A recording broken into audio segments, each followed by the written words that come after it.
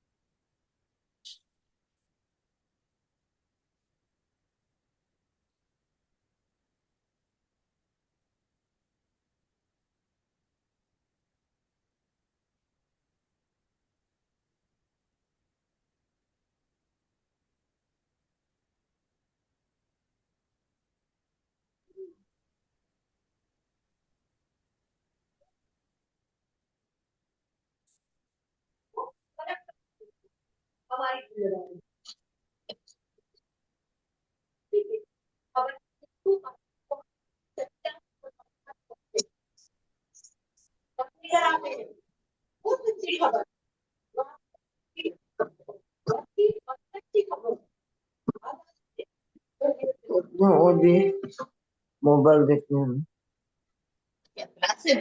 हाँ.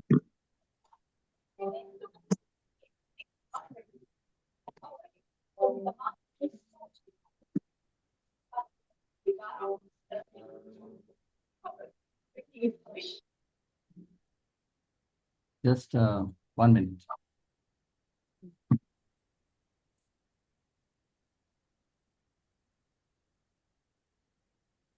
आठ बज.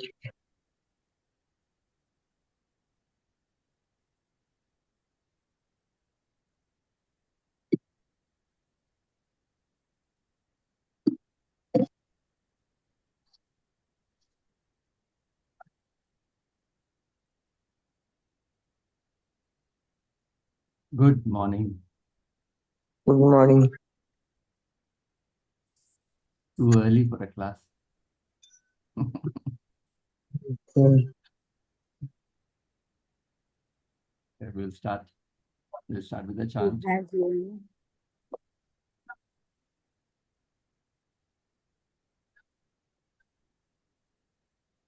Om Pratah Smarami Hृदि Samspuradaatmatattvam Satchit Sukham Paramaham Jagadim Turiyam Yat Swapna Jagara Sushuptamaveti Nityam Tat Brahma Nishkalamaham Nacha Bhuta Sangam.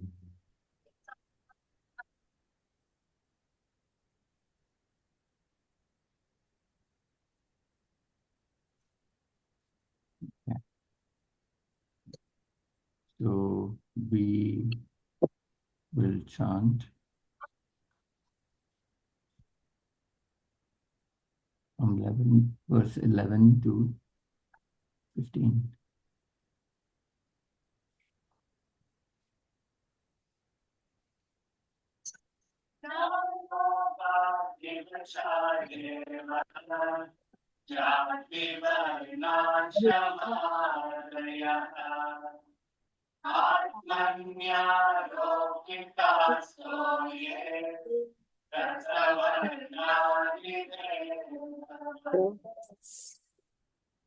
पञ्चीकृतमहाभूत सम्भवं कर्म सञ्चितम् शरीरं सुखदुःखानाम् भोगायतनमुच्यते पंचप्राणमनो बुद्धिः दशेन्द्रियसमन्वितम् अपञ्चीकृतभूतोत्थम् सूक्ष्माङ्गं भोगसाधनम् अनाद्यविद्यानिर्वाच्या कारणोपाधिरुच्यते उपाधिकृतया धन्यम् आत्मानमवधारये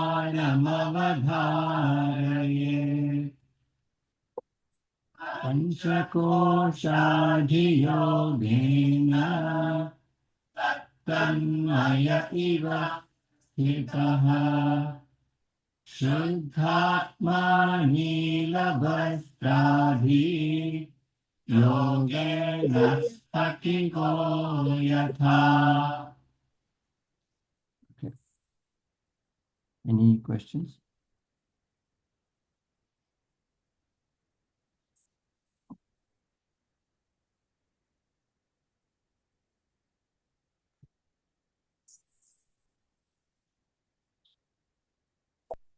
What questions do you have?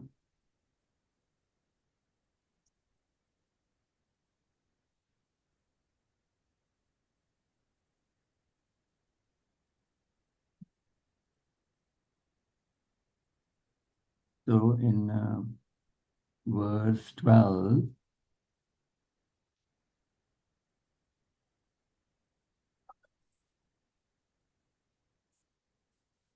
so it says, the gross body is the home of experiencing pleasure and pain. Yeah. Right? So that's verse 12. Bhoga yathana muchyate. Right? So it's the kshetram where the person enjoys. Right? It's a place of enjoyment. Right? And then verse 13, he says, the subtle body is instrument of experience. Bhoga sadhanam. Two words important. Verse 12, bhoga yathanam. Verse 13, bhoga sadhanam. So one is a place of experiencing. One is the experience, the instrument of experiencer, meaning the person, the thing that is experiencing. It's very interesting. One is a place. One is what is experiencing in that place. So, bhoga sadhanam is experiencing in bhoga yatanam, in a place.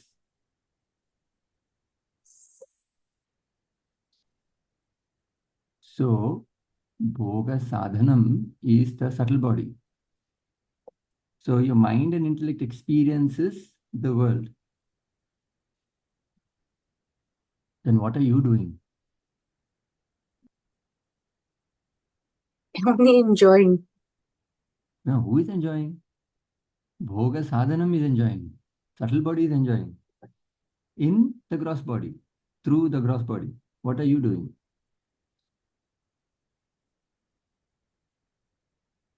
What are we doing?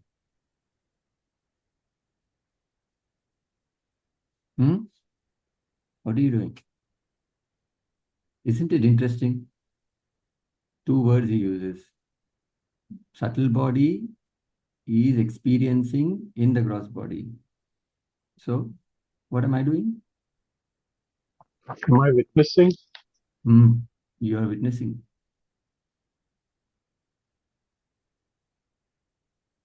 You are the witness of the experience. Place of experience. Look at the madness. The madness is, first of all, we think we are experiencing. Right? Okay, that's one madness. Another level of madness is we think we are the place of experience.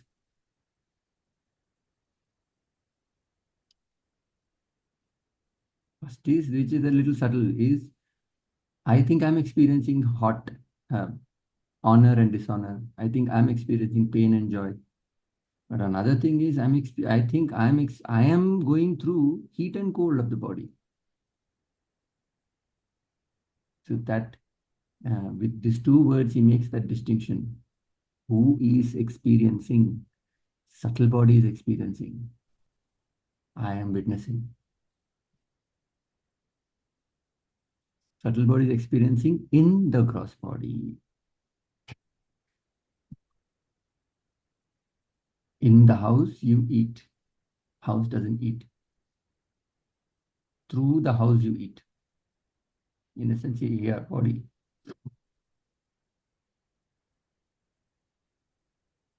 Who is the bhokta? Who is experiencing? Subtle body. Again, subtle body experiences. So what is interesting is, as long as the gross body exists, the subtle body is housed in the gross body. But when the subtle body leaves the gross body still exists. But the person doesn't exist. So what does it mean? It means the person, that something that somebody leaves, is the subtle body which is leaving the gross body. And Atman is everywhere. Atman cannot leave because it's all pervading. It's everywhere. It cannot leave from one place to another. If Atman were to leave from one place to another, what does it say about Atman? It's all pervading. It is not all pervading. If Atman were to leave, see, when people say, "Arey, this man is dead, iska Atma chut gaya hai." Atman doesn't leave. When they say Atma chut gaya hai, meaning the subtle body is left. But Atman, God, is not left. If God were to leave, what does it say about God? That means God is also gone. If What you're does it say saying about God? Atma nikal gaya means you say even God is gone, like Atma is gone. So means See, Atma is not permanent, you're saying. No. See,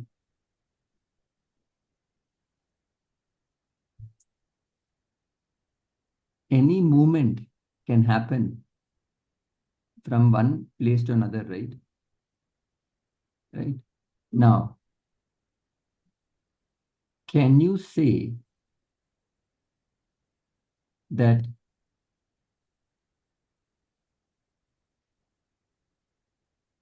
A moves from B? A moves from B. What does it say about, a person moves from A to B. What does it say about the person who has moved from A to B? What does it mean? That means he is at B. He is at B. He moved from A to B. That means he is at B. That also means he is not at A, right? Yeah. Right? So that means that personality is limited in terms of it cannot exist in A and B at simultaneously because it moved. It's limited. But let's say air as a whole. Can air move? No, air is always there. Can space move? Everywhere. So space cannot move from A to B. It is there. In space, there is A and B. So if I were to say space moves from A to B, that means space is at B, space is not at A. That means space we are defining as something different. It is not all pervading. So when you say Atman moves, that means you're saying Atman is limited. That means it is not there in this body now. It is somewhere else. Oh, it can't be. Atman is all pervading. So 100% Atman doesn't move. Atman is even in the dead body.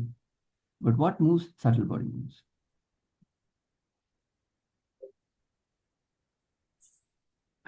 Now, some things that they explain in Hindu tradition is, since the concept is there, I'll explain.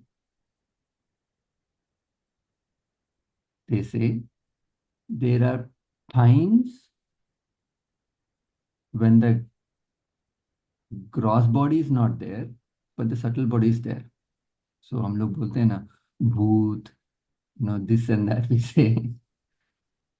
What is that when you say something is मुझे कुछ feel हो रहा है इधर, कुछ आत्मा है and all that.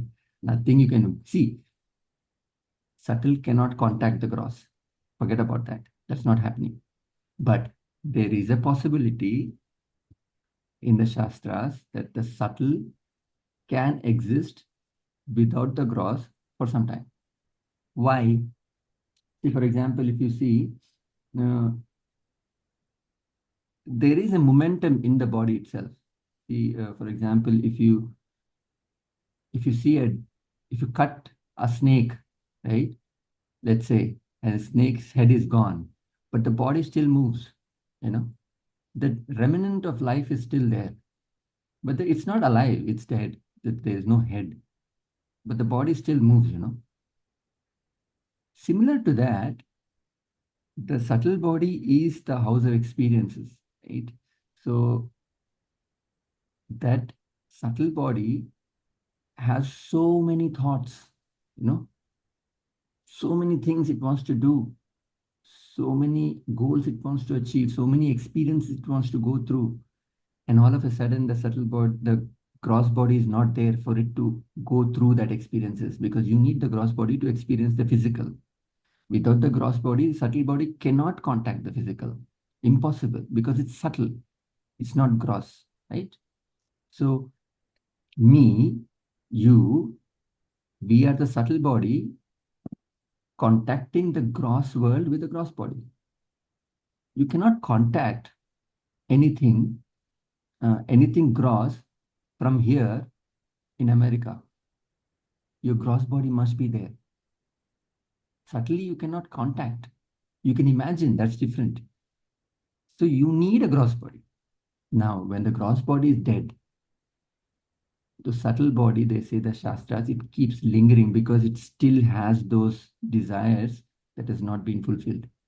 Hence, they do that 10-day, what do you call? When people die, they do that 10-day thing where it's supposed to be every day somebody comes, a mama comes, a chacha comes, an auntie comes, and then they make the things that he likes, person who has left he likes, and then they all say a goodbye. Because everybody comes in and everybody says, puja karte hai, there'll be some harikatha or something like that. They'll all do puja and all that. And then it's almost saying that you have been there, it was very good. Now that you're gone, we are okay. So everybody comes together and talks good about that person.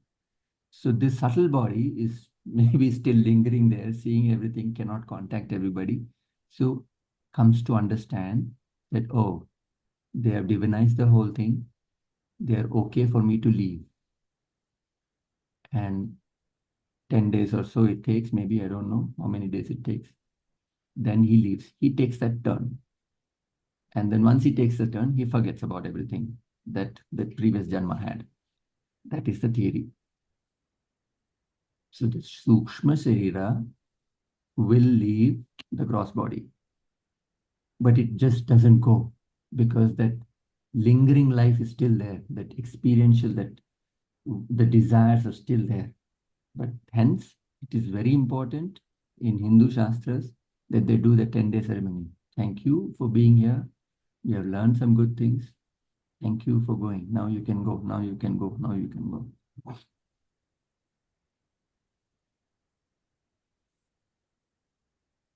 So they make the best. So he'll have still have the desires. उसको पकोड़े बहुत अच्छे थे. सब हम सब लोग पकोड़े खाते हैं. Thank you. We see, we respect your desires. Now you can go. Oh, good, good, good. So bhajans are done, Bhagavatam is read. Things like that are done. We are okay for you to go now.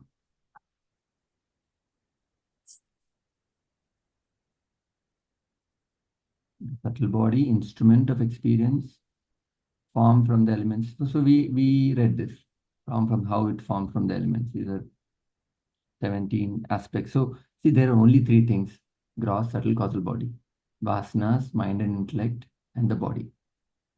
The subtle body, which is the mind and intellect, experiences the world through these five senses, through these pranas. So the subtle body needs a conduit, a connection through the gross body. The connection is the pranas. So in a way, the way it explains is half part of the pranas is subtle, half part of the pranas is gross. Hence, the subtle body is able to contact the gross body because pranas, let's say you take a sheath, then you divide the pranas. So the half part of the pranas is the subtle part, and here is the mind and intellect. The half part of the pranas is, merging into the gross part, and here is the gross body. So the subtle body, the mind and intellect, connects through the pranas and experiences the gross world through the gross body. But when the gross body itself is not there, this part is not there, this has nothing else to experience. So people say, oh, ghost, move this object. It's not possible. It's impossible. Subtle body cannot contact the gross without the gross body. So there is maybe some truth in it. I do not know. I cannot prove, but this is what it is.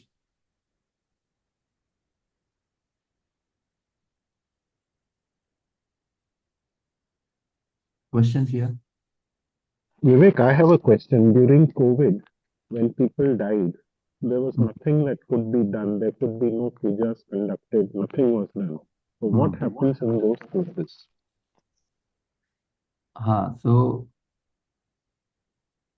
see, I'm only conjecturing here.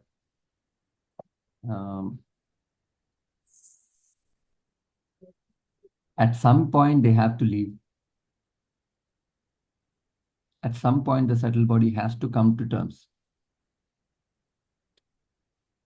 At some point.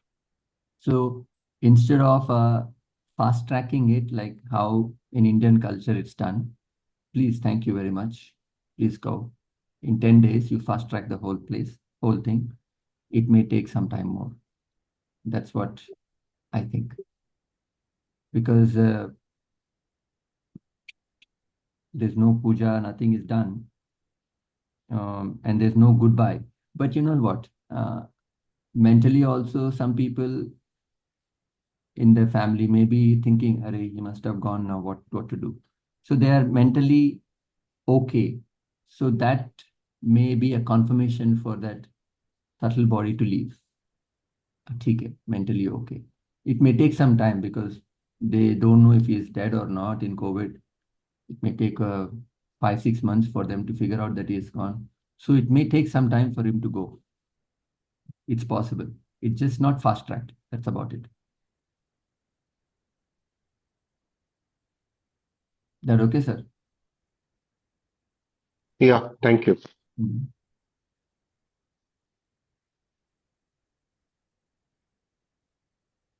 So one thing is, see, the way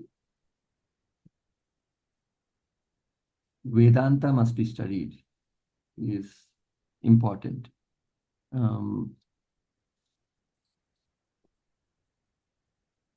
One way to look at Vedanta is it's very easy,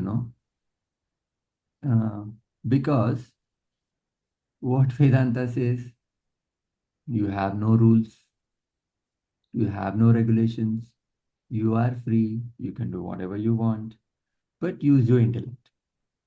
Right now, the But question, but use your intellect, use your right? intellect. You're free to do your lot of your freedom.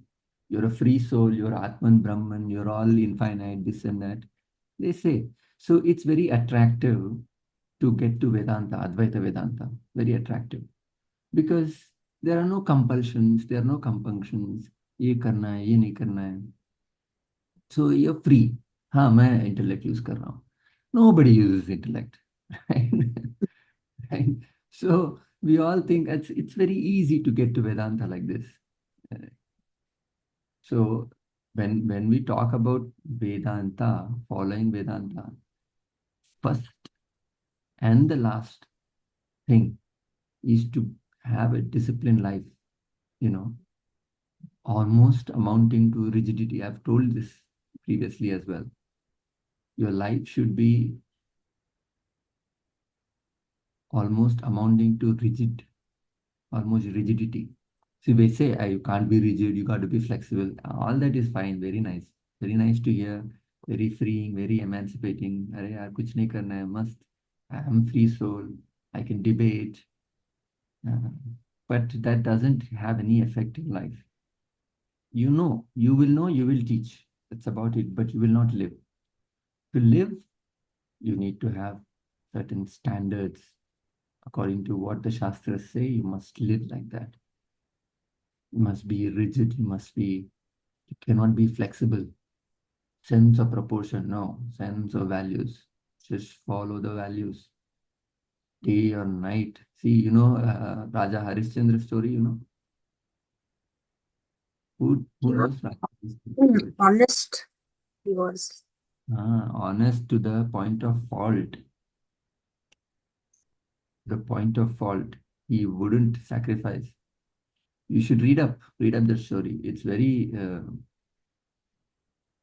a big tragedy the way they portrayed the story, but underneath all that, they show how adamant, almost, I don't want to use the word adamant, how strongly he stuck to dharmic way of life. To a person who is so disciplined, so sticking to the rules and not flexing here and there, that person's chitta shuddhi happens, mind cleans up. Because see, what is the point of Vedanta? The point of Vedanta is not that we need to know knowledge. Knowing knowledge, any YouTube video we can know. Listening to classes, okay, big deal. We can go and analyze everything. That's not the point. The point of Vedanta is what? What is the single most purpose of Vedanta? Don't say I want to reach the self. No. What is the main important point of Vedanta? The way you're living how are you living your life? Which translates to what? Correct. How are you living? And which translates to what? Technically.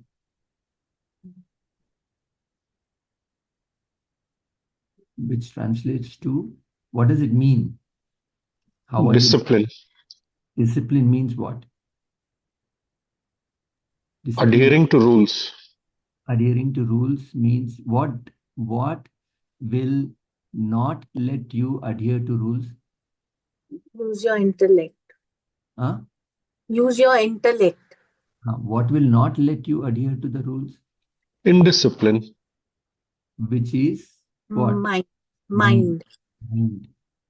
So the whole purpose of Vedanta is to control the mind. If the mind is not controlled, there is no purpose of Vedanta. You may go, we may read, we may explain, it means nothing.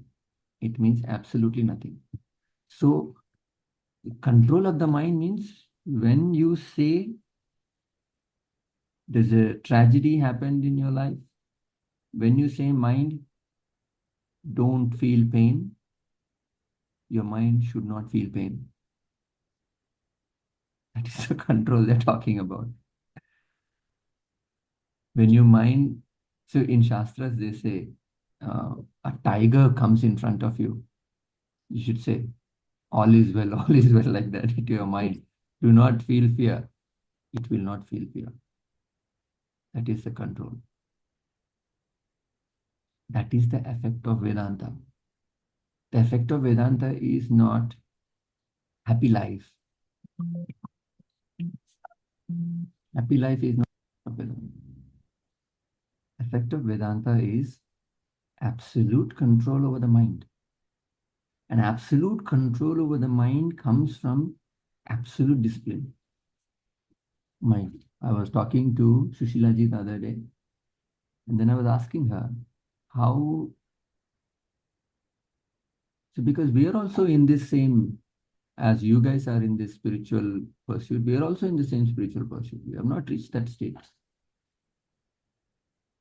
So I asked her, how is it that Swamiji could control his mind like that? Because his control is incredible. Like, he knows exactly how to treat the mind, what to do, what not to do. It will listen to him, period. There's nothing, there's no, nahi, ye karna hai, wo nahi. I'm feeling bad, nothing. Don't feel bad. Adam, don't feel bad, doesn't feel bad. How is he able to do that? I asked him. Is he some genius or is he born like that? No, then she said one thing. There's a very renowned doctor in Kolkata, Alok Roy Wilkin. Then he came to Swamiji with the same question. I want to do something, but the mind doesn't cooperate. Then Swamiji said this to him. He said, when your mind comes and does this natak, right? All this natak mind does. I'm afraid, वो लोग क्या सोचेंगे? I don't know if he has a good idea about me. I'm feeling so sad. I'm feeling so lonely. All these things, I'm feeling angry. All this, when the mind does this natak, he says, kick the mind like the football. This is what he said.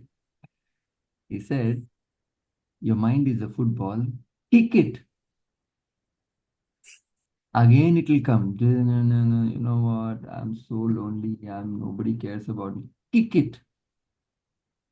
Kick it far and far. Only one thing you have to ask.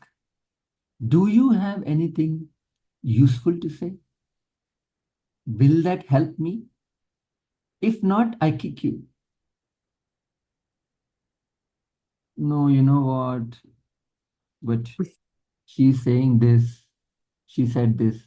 Is that helpful to me? No, I kick you. You cannot give leeway to the mind.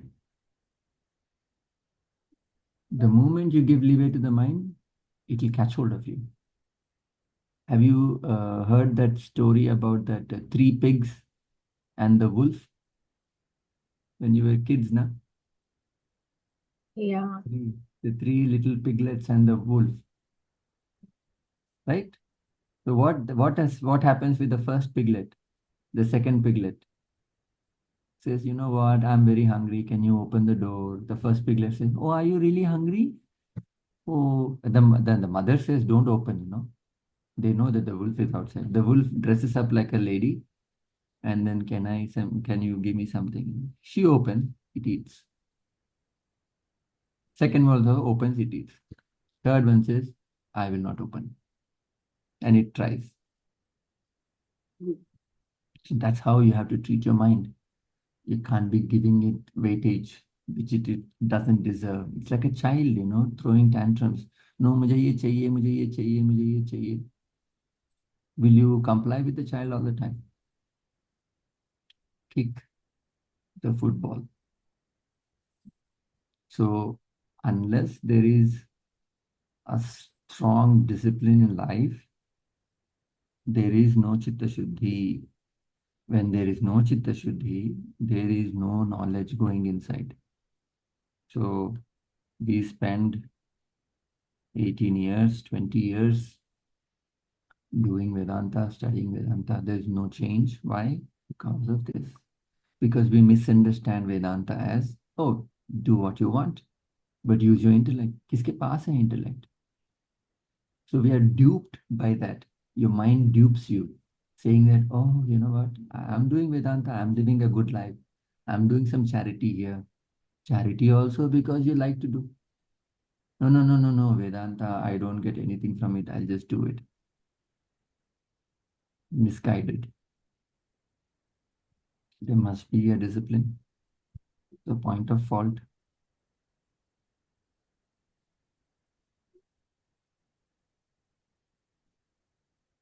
Right. Now, verse 14.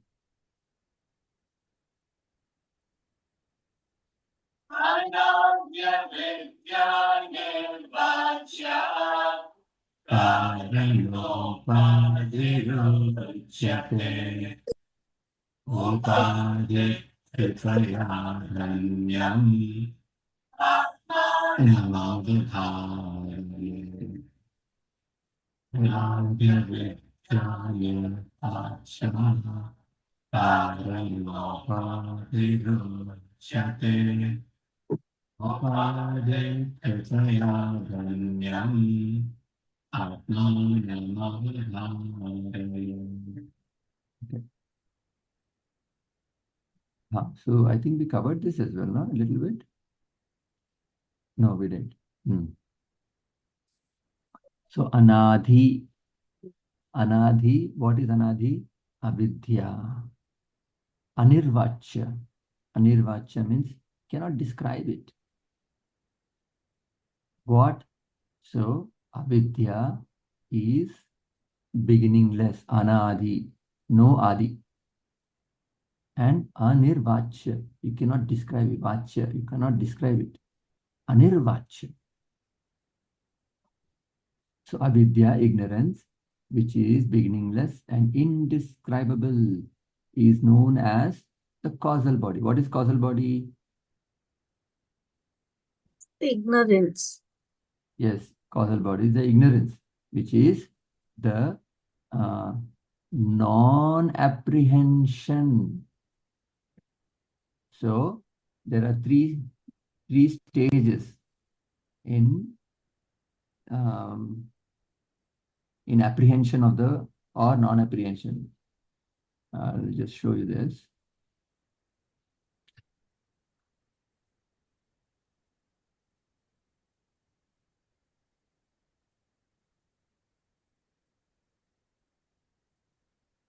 There are three stages. So let's say you take a rope and snake example, right?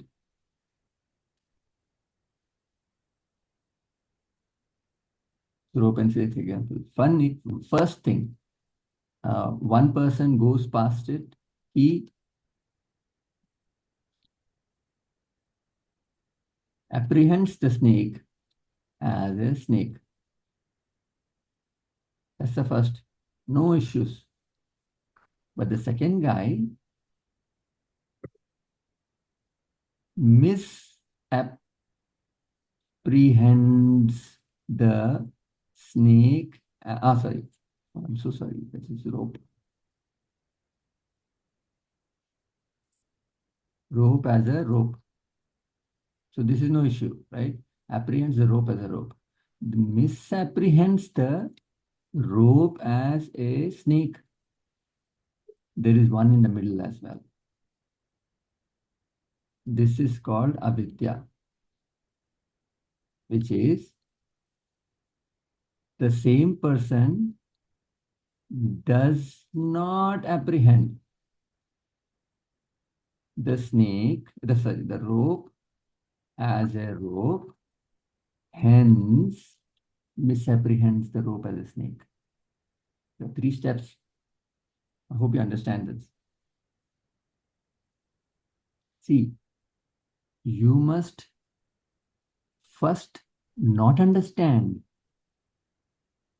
the rope as a rope, then comes the misunderstanding as the rope as a snake, or a misunderstanding would be a crack in the earth, or a misunderstanding could be a branch.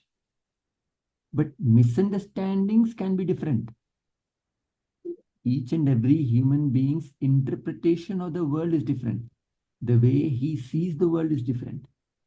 The way he misapprehends the world is different. No two people have the same world. You understand that, right? Their experiences are different. But everybody does not understand that the rope is a rope, hence they see a snake. So, apprehension, one is apprehension, then is non-apprehension, then is misapprehension. These are the stages. Avidya is, see, this is Vidya. Vidya is, right? Then avidya. This is avidya. Not apprehending the rope as a rope is avidya. Then this is maya, where you misapprehend the rope as something else. There is no snake. Is there a snake? No. So maya is an illusion. An illusion is something that you see which is not there. Something that you see, something that you experience, which is not there. So a magician projects something, it's called maya. It's not there, but you see something which is not there. So these are the three stages: vidya, avidya, and maya. Avidya is non-apprehension. So non-apprehension is a state of Casual. non causal That body. is the casual, Causal body. causal body. Causal body. And a state of, very interesting, a state of non-apprehension of vidya, right? So non-apprehension of vidya, nor is an apprehension of vidya. In the sense, what I'm saying is, sorry, that's not the way to explain. It's a state of what Chinmayananda says, joyless joy. Avidya, which is deep sleep, right? Deep sleep. It's a state of joyless joy where you don't have the joy of vidya. You don't have the joy of the self. Joyless. But you don't have the agitations of the world. You understand? There is no positive joy of the self, which is infinite bliss, nor there is an agitation of the world. So, as a negative, it's a joy. Lack of agitation is peace, but it's not positive joy. So, it's a joyless joy. The lack of agitation doesn't mean you are happy. It's just lack of agitation. Happiness is a positive, plus zero. So plus, zero, minus, like that you have to see. So very interesting. Explain avidya is a joyless joy.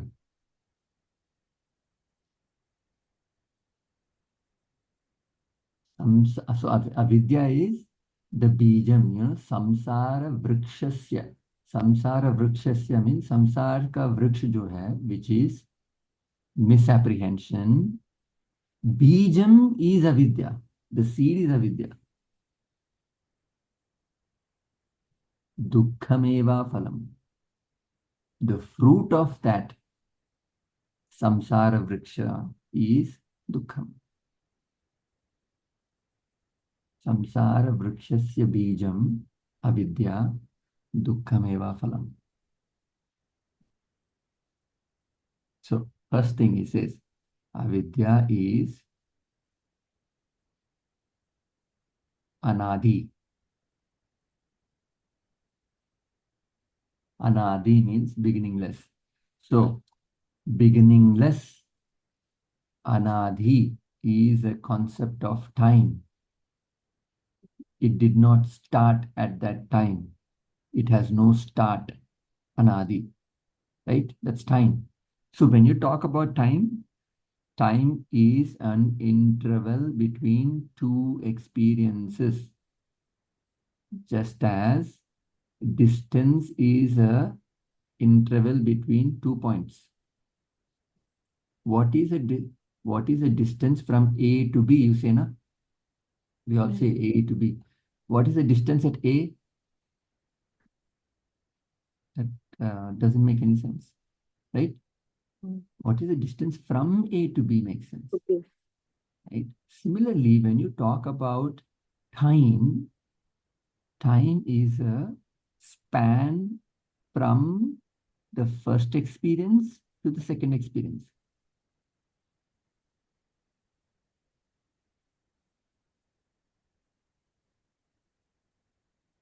You will not experience time without the second experience. Think about it. Time is always from the first. तब से अब तक जो experience हुआ है, then you feel इतना देर हुआ है. You will not experience time at the first experience, which we have not gone through anyway. We don't have that experience because there is no experience at the first. Always इतने span में क्या हुआ है, then you understand time. The concept itself is an experiential concept. So avidya is causal body, which is deep sleep, which has no experience. No experience, no time. No experience, no time. So, no experience, no time means no beginning. So that means this avidya, if it is there also, like it's going on with time. So we must realize, that from our experience, we should realize, what we are doing and what is happening in our life. That way, we don't think only about anything. Like what you said, from one experience, first to know from the first to second. What do you learn or what do you experience? Nothing, and life is gone. Yes. Time is gone. Yeah. No, what is the question? So I mean to say, what are we doing? That means, like, if we are if we are if you're saying it's not also just gaining knowledge, are we even trying to apply it to our mind, like how you said, control of the mind?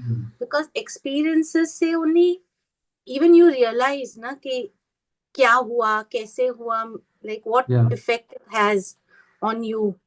But we don't, like you said, we don't use the intellect then, no? So if you don't use your intellect, the mind is also not in control only. Mind No. is also not trained and disciplined. Mm. But I say this is only avidya only. So there is no end only for this. Yeah. Unless you bring in vidya. Unless you bring. Unless you bring in that. So yeah, that's how life is. Everybody's life is like that. It is born in avidya and gone in avidya. Gone in avidya. Born and gone. So avidya is beginningless, anadi. But one good thing about it is he doesn't say avidya is infinite. That is the good silver lining. You have to pick that silver lining here. He doesn't say it here. That means it has no beginning, but it has an end. Thank goodness he didn't say it is infinite. If he said avidya is infinite, then we are done for. Khatam. कुछ नहीं कर सकते life में. He just said avidya is anadi. When I read this, I was so happy. I was so happy when I was preparing for this. I was like, अच्छा इन्होंने beginningless ही बोला है. क्योंकि in other places they talk about God as infinite, past, present, future. It has no beginning, no end. He says. I said no end नहीं बोला इसके लिए. Thank God. तो अविद्या का end है. That's what it means. He just said no beginning. That doesn't mean no end. It has an end.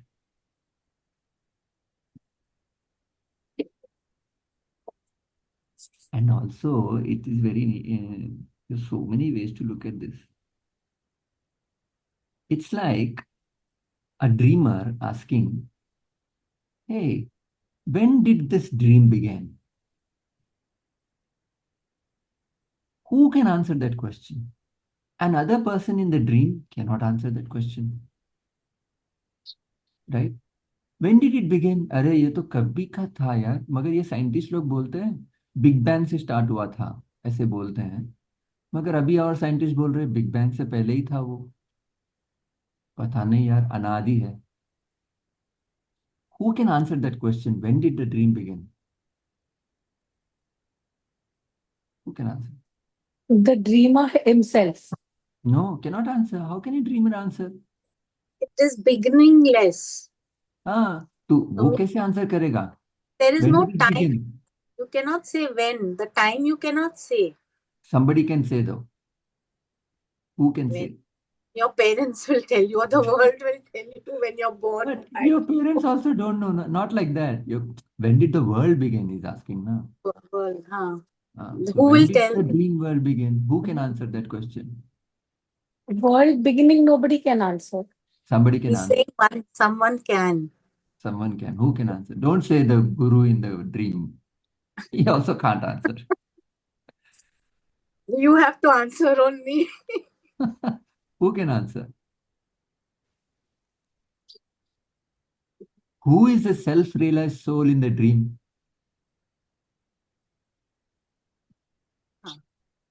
Who is the self-realized soul? How do you In the technically? dream, a self-realized soul is imagination. I mean, No, but let's say we want to say who is a self-realized soul in the dream is a person who is awake. So Who me, is that that? is me. No, you are a dreamer.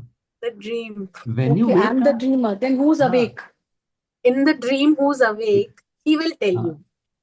so for example, in the dream, who is awake, which is not possible, right? In the dream, who Yeah. is awake will tell you When that you he, say that in the dream that one stage is there at a time. So waking and dream cannot be together, no? correct. So only a person who is awake can tell us that, hey, your dream only lasted for 3 hours. I saw you sleep at 1 o'clock and I saw you get up at 4. A dreamer cannot answer. अनादि है उसके लिए. कब हुआ, कब start हुआ, पता नहीं.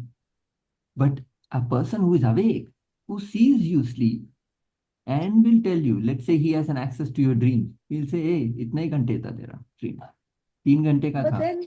But then, sir, supposing when I, as a dreamer, wake up, so even I myself think, oh God, where did I go so far away? I thought what things, and then, okay, you're talking about another person who saw me sleep at 1 and get up at 4. But when I also myself get up at 4, You I cannot also tell. realize, I also feel that, so for that span of 3 hours, I say, God knows where I went. Yeah. So then, okay, the other person, fine. But me too, when I'm awake, I come to know about my dream that Yes, yes. I don't know, I went centuries behind. Yeah, you yourself can tell. The moment Yes. you're awake, you can tell how long your dream was. Yeah. When did the dream start? So, beginningless for whom? Beginningless for a person who is in avidya. Yes. For a person in avidya, he will say the world is avidya. The world is beginningless. Avidya is beginningless. So you mean to say that the waker, whether I wake up or somebody else who's awake, it symbolizes enlightenment. That the person is awake, so he's the witness to the person who went to sleep. Yes, he is the witness. Similarly, a self-realized soul in the waking state will say, oh, my guru said once, the experience of a self-realized soul is, oh,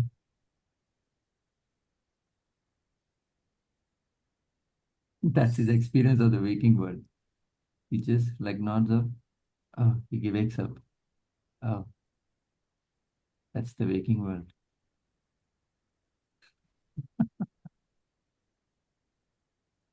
Just nod off, you just nodded. It's not like you slept and got up. Just nodded. Oh, that's the entire Janmas, millions of Janmas gone through. Wow, wonderful. What an imagination. Incredible. So, when these guys talk about like that, it's very interesting. When in ignorance, we cannot say. It's anadi. Anirvacha, how can you explain that, avidya? What is it? You can't explain deep sleep. You can't explain the causal body. Not explain. Indescribable. Because you need an intellect to describe anything. Intellect means a thought. A place where there is no thought is avidya. How can a thought explain a state of no thoughts? It's impossible. The state of no thought. How can you explain it with a thought? There is no thought there. You can't bring in thought and explain no thought. No, there is no thought. Please understand. You can't bring in a thought and explain that. You cannot explain Maya. You cannot explain, oh no, I know what Maya is. You cannot explain that. It's indescribable. It's avidya.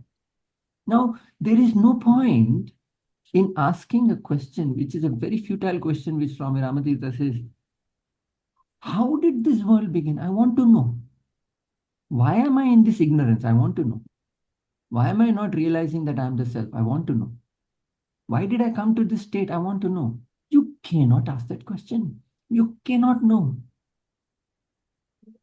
Why did God do this to me? I was in self-realization. Why did He bring me here? I'm infinite, right? Why am I in limitation? You cannot ask this question because it's in avidya. You cannot ask that question. It's a futile question. It's an intellectual, what do you call, fun to ask that question. Why, where, from where, how did this world begin? Cannot ask this question. It makes no sense. You come out of it, then you understand. In the dream, you can't ask those questions. There'll be answers. No wonder there'll be answers. Some Einstein will come and give you an answer, but that's not the answer. How can you tell something that is infinite beginning, started somewhere? We don't even know when it started. Cannot explain that. You need intellect to explain anything. State of no thought, indescribable. Indescribable. It is not possible.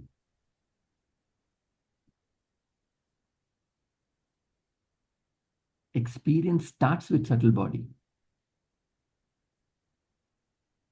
You want to explain the causal body? Indescribable. And hence he says, avidya, ignorance, anadhi, avidya, anirvachya is karanopadhi. This is causal body. It's the karanopadhi. Karan means that's the causal body. Other than that, other than the three bodies, which is causal, subtle, gross. From the causal comes the subtle, from the subtle comes the gross body. Other than that is Atman. You must avadharayat. Avadharayat means you must uh, understand. You must think. It is not, Atman is not that. Atman is beyond that. You are beyond that. You are witnessing avidya itself. Other than the three bodies, causal, subtle, and gross bodies, Sukshma Sharira, Karana Sharira, and Sthula Sharira, other than the three upadhis, Atman is there that you must avadhare, meaning that you must understand, that you must think about. So Atman doesn't go here and there. It is something else. It is beyond. See, avidya itself we cannot explain. How can you explain God? Can't explain. No, no, no. You know what? I've experienced God. I feel God within myself. You cannot feel God. It's impossible. How can you feel something? If you feel means you have captured God in your feelings. That means God can be captured. If God can be captured, he is limited. He is not God anymore. You must always stick to the definition. God is infinite. Infinite cannot be captured. Infinite. You understand? Infinite cannot be captured in finite. Anything finite cannot capture infinite. If somebody says, I have captured, hallucination. It's a good experience, maybe. Some inspiring experience he must have got. Close to divinity. That I agree. But you cannot capture God. With thoughts, with feeling. No, I've seen God. Not possible. So that is why it is main thing is the subtle body, the mind. It is not, you cannot say just God, God or Atma, Atma. Main thing is the mind in control and and use of intellect, which you say everybody has a mind, everybody has an intellect, but we don't have the intellect. We don't use the intellect in the correct direction, and mind also is not disciplined or not in control. So main is these two. So control only comes with discipline. Nothing else. And discipline is not like, okay, my discipline may move this and that. It's a hard thing to do, but it must be done. You know, certain things I'll tell you.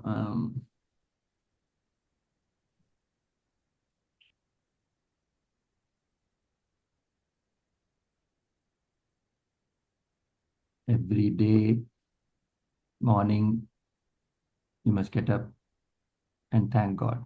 Thank you. When you go to shave, you say, thank God. When you take a bath, before taking a bath, thank you. When you're eating your food, thank you. When you're sleeping, thank you. That must be done if you're doing it. That's when your mind becomes softer. That's when your mind comes in control. And also, sometimes you kick your mind. You have to kick it like a football. There's unnecessary things. It'll, I tell you, it is so interesting because you think it's a genuine feeling that you're feeling, and it is part of your personality, and this is valid enough to entertain. It is just the mind. Kick it. There's a feeling. It's a genuine feeling that I feel. It is part of me. It is me, and I need to respect it. No, kick it. We get duped by the mind. Oh, oh, I'm feeling like this. Why am I so weak? Kick it. That's where the use of intellect, na? How will you use intellect? Just by studying. You need to practice that thing. How much you study? You study, you become a philosophy teacher. You will not become a philosopher. There are hundreds and thousands of philosophy teachers. YouTube is filled with that. Where do you get a philosopher who has the control over the mind? So do not get duped by what the mind shows you or what the mind makes you feel. Take it. Anyway, we will meet next time. Om Purnamadam Purnamidam Purnat Purnamudachyate Purnasya Purnamadaya Purnamevavashishyate. Om Shanti Shanti.